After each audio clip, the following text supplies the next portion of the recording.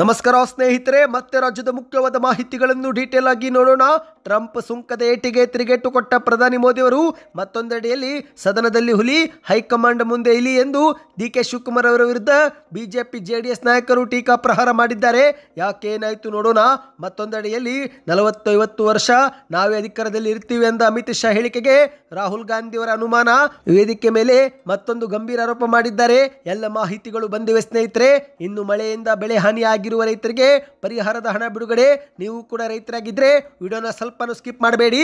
ಇನ್ನು ಕಾಂಗ್ರೆಸ್ ಸರ್ಕಾರದ ಗ್ಯಾರಂಟಿ ಗೃಹಲಕ್ಷ್ಮಿ ಯೋಜನೆಯ 22ನೇ ಕಂತು ಜಮೆ ಆಗುವ ಬಗ್ಗೆ ಮುಖ್ಯವಾದ ಮಾಹಿತಿ ಬಂದಿದೆ.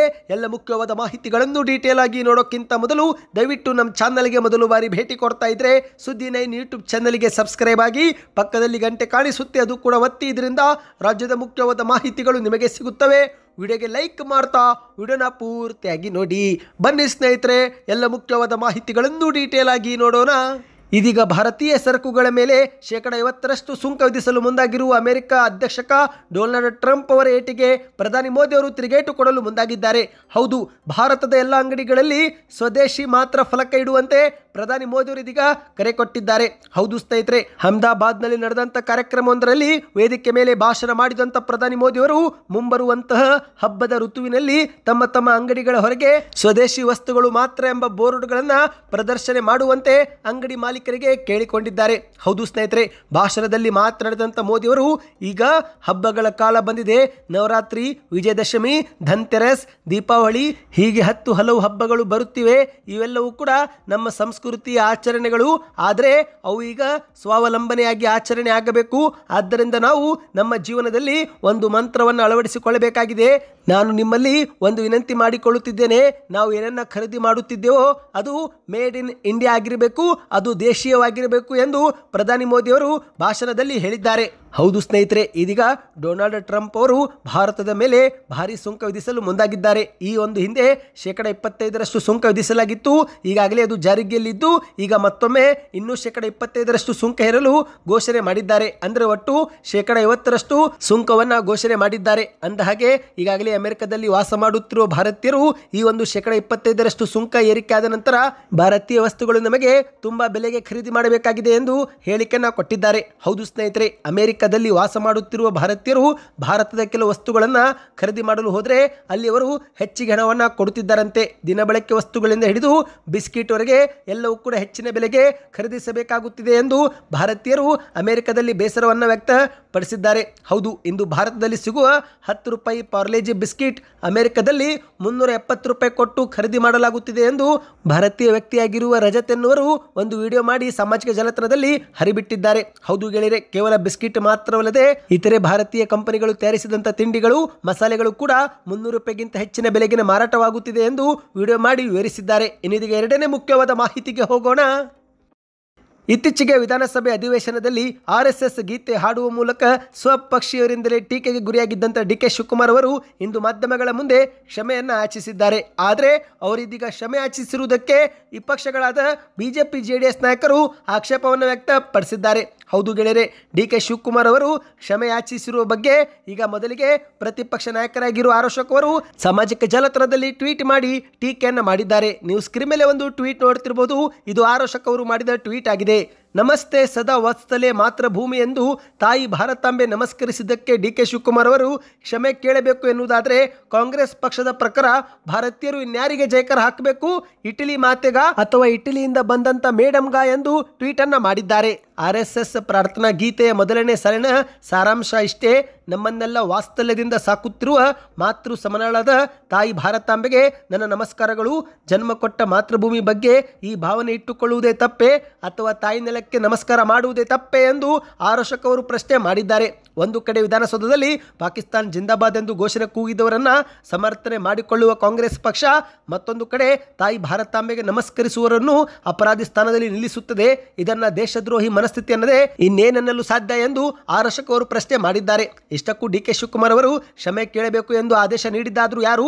ಸೋನಿಯಾ ಗಾಂಧಿ ಅವರ, ರಾಹುಲ್ ಗಾಂಧಿ ಅವರ, KC ವೇಣುಗೋಪಾಲ್ ಅವರ ಅಥವಾ ಸುರ್ಜೇವಾಲಾ ಅವರ ಅಥವಾ BK ಹರಿಪ್ರಸಾದ್ ಹೇಳಿದ್ದಕ್ಕೆ ಕ್ಷಮೆ ಕೇಳಿದರಾ ಎಂದು ಪ್ರಶ್ನೆಯನ್ನ ಮಾಡಿದ್ದಾರೆ. ಡಿಕೆ ಶಿವಕುಮಾರ್ ಅವರಿಗೆ ಕಿಂಚಿತ್ತ ಕಿಂಚಿತ್ತಾದರೂ ಸ್ವಾಭಿಮಾನ ಇದ್ದಿದ್ರೆ, ಕಿಂಚಿತ್ತಾದರೂ ಧೈರ್ಯ ಇದ್ದಿದ್ರೆ ಕ್ಷಮೆ ಅವರು ಕೇಳಬಾರ್ದಿತ್ತು. ಕೇಳಲೇಬೇಕು ಎನ್ನುವ ಒತ್ತಡ ಇದ್ದಿದ್ರೆ ಮುಲಾಜಿಲ್ಲದೆ ಕಾಂಗ್ರೆಸ್ ಪಕ್ಷದ ಸದಸ್ಯತ್ವಕ್ಕೆ ರಾಜೀನಾಮೆ ಹಾಕಿ ಬೀಸಾಕಬೇಕಾಗಿತ್ತು ಎಂದು ಟ್ವೀಟ್ ಅನ್ನು ಮಾಡಿದ್ದಾರೆ. ಇನ್ನೀಗ ಮತ್ತೊಂದು ಮುಖ್ಯವಾದ ಮಾಹಿತಿಗೆ ಹೋಗೋಣ ಸ್ನೇಹಿತರೆ. ಇತ್ತೀಚೆಗೆ ಅಮಿತ್ ಶಾ ಅವರು ಲೋಕಸಭೆಯಲ್ಲಿ ನಾವು ಇನ್ನೂ 40-50 ವರ್ಷ ಅಧಿಕಾರದಲ್ಲಿ ಇರ್ತೀವಿ, ನಮ್ಮನ್ನು ಕೆಳಗಿಳಿಸೋದಕ್ಕೆ ಯಾರಿಗೂ ಆಗೋದಿಲ್ಲ ಎಂಬ ಸವಾಲನ್ನು ಹಾಕಿದ್ರು. ಇದೇ ಒಂದು ಸವಾಲಿಗೆ ರಾಹುಲ್ ಗಾಂಧಿ ಅವರು ಇದೀಗ ಭಾಷಣದಲ್ಲಿ ಒಂದು ಅನುಮಾನವನ್ನು ವ್ಯಕ್ತಪಡಿಸಿದ್ದಾರೆ. ಹೌದು ಸ್ನೇಹಿತರೆ, ಇನ್ನು 40-50 ವರ್ಷ ನಾವೇ ಅಧಿಕಾರದಲ್ಲಿ ಇರ್ತೀವಿ ಅಂತ ಕೇಂದ್ರದ ಸಚಿವ ಅಮಿತ್ ಶಾ ಅವರು ಆಗಾಗ್ಗೆ ಹೇಳ್ತಿರ್ತಾರೆ. ಈ ಒಂದು ಹೇಳಿಕೆ ಹಿನ್ನೆಲೆಯಲ್ಲಿ ಮತ ಕಳ್ಳತನ ಬಗ್ಗೆ ನನಗೆ ಅನುಮಾನವಿದೆ ಎಂದು ಮತ್ತೆ ಬಿಹಾರದಲ್ಲಿ ರಾಹುಲ್ ಗಾಂಧಿ ಅವರು ಭಾಷಣದ ವೇಳೆ ಹೇಳಿಕೆಯನ್ನು ಕೊಟ್ಟಿದ್ದಾರೆ. ಹೌದು, ಬಿಹಾರದಲ್ಲಿ ಮತದಾರರ ಅಧಿಕಾರ ಯಾತ್ರೆ ನಡೆಸುತ್ತಿರುವ ರಾಹುಲ್ ಗಾಂಧಿ ಅವರು ಇಂದು ಜನರನ್ನುದ್ದೇಶಿಸಿ ಭಾಷಣದಲ್ಲಿ ಮಾತನಾಡುವಾಗ ಅಮಿತ್ ಶಾ ಹೇಳಿಕೆಯನ್ನು ಪ್ರಸ್ತಾಪಿಸುವ ಮೂಲಕ ಮತ ಕಳ್ಳತನದ ಆರೋಪವನ್ನ ಮತ್ತೊಮ್ಮೆ ಮಾಡಿದ್ದಾರೆ. ಹೌದು, ಅಮಿತ್ ಶಾ ಹೋದಲ್ಲಿ ಬಂದಲ್ಲಿ ಇನ್ನು 40-50 ವರ್ಷ ಬಿಜೆಪಿ ಸರ್ಕಾರ ಆಡಳಿತ ನಡೆಸುತ್ತೆ ಅಂತೆಲ್ಲ ಹೇಳ್ತಾರೆ. ಹೀಗಾಗಿ ನನಗೆ ಒಂದು ಪ್ರಶ್ನೆ ಬಂದಿದೆ, ಅವರು ಹೇಗೆ ಅದು ಅಷ್ಟು ವರ್ಷಗಳ ಕಾಲ ಅಧಿಕಾರದಲ್ಲಿ ಇರ್ತೀವಿ ಅಂತ ಹೇಳ್ತಾರೆ? ನನಗೆ ಇದೊಂದು ಪ್ರಶ್ನೆ ಆಗಿದೆ. ಇದೊಂದು ರೀತಿ ವಿಚಿತ್ರವಾದ ಹೇಳಿಕೆ ಆಗಿದೆ. ಇಂದು ಅವರು ಮತ ಕಳ್ಳತನ ಮಾಡ್ತಾರೆ ಎಂಬ ಸತ್ಯ ದೇಶದ ಮುಂದೆ ಅವರಿಂದಲೇ ಬಂದಿದೆ ಎಂದು ಮತ್ತೆ ರಾಹುಲ್ ಗಾಂಧಿ ಅವರು ಆರೋಪವನ್ನ ಮಾಡಿದ್ದಾರೆ. ಮತ ಕಳ್ಳತನ ಮೊದಲಿಗೆ ಗುಜರಾತ್ನಲ್ಲಿ ಪ್ರಾರಂಭವಾಯಿತು. ತದನಂತರ 2014ರಲ್ಲಿ ಅದು ರಾಷ್ಟ್ರ ಮಟ್ಟಕ್ಕೆ ಬಂದಿತು. ಹೀಗೆ ಈಗ ಇತರ ರಾಜ್ಯಗಳಿಗೂ ಕೂಡ ವ್ಯಾಪಿಸಿದೆ. ನಾನು ಸುಳ್ಳು ಹೇಳುವುದಿಲ್ಲ, ನನ್ನ ಬಳಿ ಸಾಕ್ಷಿಗಳು ಇದ್ದಾಗ ಮಾತ್ರ ಇಂತಹ ವಿಷಯಗಳನ್ನು ಹೇಳುತ್ತೇನೆ ಎಂದು ರಾಹುಲ್ ಗಾಂಧಿ ಅವರು ಭಾಷಣದಲ್ಲಿ ಮತ್ತೊಮ್ಮೆ ಆರೋಪವನ್ನ ಮಾಡಿದ್ದಾರೆ. ಒಟ್ಟಿನಲ್ಲಿ ಅಮಿತ್ ಶಾ ಅವರ ಹೇಳಿಕೆಯನ್ನು ಪ್ರಸ್ತಾಪಿಸಿ ಅವರು ಮತ ಕಳ್ಳತನ ಮಾಡುತ್ತಿದ್ದಾರೆ ಎಂದು ಮತ್ತೊಮ್ಮೆ ರಾಹುಲ್ ಗಾಂಧಿ ಅವರು ಆರೋಪವನ್ನ ಮಾಡಿದ್ದಾರೆ. ಇನ್ನೀಗ ಮತ್ತೊಂದು ಮುಖ್ಯವಾದ ಮಾಹಿತಿಗೆ ಹೋಗೋಣ ಸ್ನೇಹಿತರೆ. ನೀವು ಕೂಡ ರೈತರಾಗಿದ್ದು ನಿಮ್ಮ ಬೆಳೆಗಳು ಏನಾದರೂ ಹಾನಿಯಾಗಿದ್ದರೆ ಕಮೆಂಟ್ನಲ್ಲಿ ಯಾವ ಊರು ಮತ್ತು ಯಾವ ಬೆಳೆ ಹಾನಿಯಾಗಿದೆ ಎಂಬುದನ್ನು ಕಮೆಂಟ್ ಮಾಡಿ. ಹೌದು, ಮುಂಗಾರು ಮುನ್ನವೇ ಕರ್ನಾಟಕದಲ್ಲಿ ಮತ್ತೆ ಭಾರಿ ಮಳೆಯಾಗಿದ್ದು ಹಲವೆಡೆಯಲ್ಲಿ ಜನಜೀವನ ಅಸ್ತವ್ಯಸ್ತವಾಗಿ ಹೋಗಿದೆ. ಕೆಲವರು ಮನೆ ಕಳೆದುಕೊಂಡ್ರೆ ಇನ್ನು ಕೆಲವರು ಬೆಳೆ ಕಳೆದುಕೊಂಡು ಕಂಗಾಲಾಗಿದ್ದಾರೆ. ಹೌದು, ಕರ್ನಾಟಕದಲ್ಲಿ ಭಾರಿ ಮಳೆಯಿಂದಾಗಿ ಬೆಳೆ ಹಾನಿ ಮತ್ತು ತೋಟಗಾರಿಕಾ ಬೆಳೆ ಹಾನಿಯಾಗಿದ್ದು ಈ ಬಗ್ಗೆ ಕೃಷ್ಣ ಬೈರೇಗೌಡ ಅವರು ಎಲ್ಲ ಜಿಲ್ಲಾಧಿಕಾರಿಗಳೊಂದಿಗೆ ಸಭೆಯನ್ನ ಮಾಡಿದ್ದಾರೆ. ಸಭೆಯಲ್ಲಿ ಕೂಡಲೇ ರೈತರಿಗೆ ಪರಿಹಾರ ನೀಡುವ ನಿಟ್ಟಿನಲ್ಲಿ ಕ್ರಮ ವಹಿಸಬೇಕು ಎಂದು ಸೂಚನೆ ಕೊಟ್ಟಿದ್ದಾರೆ. ಹೌದು ಸ್ನೇಹಿತರೆ, ಸಭೆಯಲ್ಲಿ ಮಾತನಾಡಿದಂಥ ಕೃಷ್ಣ ಬೈರೇಗೌಡ ಅವರು ರಾಜ್ಯಾದ್ಯಂತ ಈ ಒಂದು ವರ್ಷ ಭಾರಿ ಪ್ರಮಾಣದಲ್ಲಿ ಮಳೆಯಾಗಿದೆ. ಕೆಲವು ಜಿಲ್ಲೆಗಳಲ್ಲಿ ಉತ್ತಮ ಮಳೆಯಾದರೆ ಇನ್ನು ಕೆಲ ಜಿಲ್ಲೆಗಳಾಗಿರುವ ಬೀದರ್ ಮತ್ತು ಚಿತ್ರದುರ್ಗ ಸೇರಿದಂತೆ ಇತರೆ ಜಿಲ್ಲೆಗಳಲ್ಲಿ ವಾಡಿಕೆಗಿಂತ ಕಡಿಮೆ ಮಳೆಯಾಗಿದೆ. ಉಳಿದಂತೆ ಹಲವು ಜಿಲ್ಲೆಗಳಲ್ಲಿ ಸಾಧಾರಣ ಮಳೆಯೂ ಕೂಡ ಆಗಿದೆ. ಇಂದು ಎಲ್ಲ ಜಲಾಶಯಗಳು ಬಹುತೇಕ ಭರ್ತಿಯಾಗಿದೆ. ಆದರೆ ಕೆಲ ಜಿಲ್ಲೆಗಳಲ್ಲಿ ಮಾತ್ರ ಮಳೆಯಿಂದ ಬೆಳೆಯೂ ಕೂಡ ನಾಶವಾಗಿದ್ದು ಅಂತಹ ರೈತರ ಮಾಹಿತಿಗಳನ್ನು ಫ್ರೂಟ್ಸ್ ತಂತ್ರಾಂಶದಲ್ಲಿ ನಮೂದಿಸಿ ಎಂದು ಸೂಚನೆ ಕೊಟ್ಟಿದ್ದಾರೆ.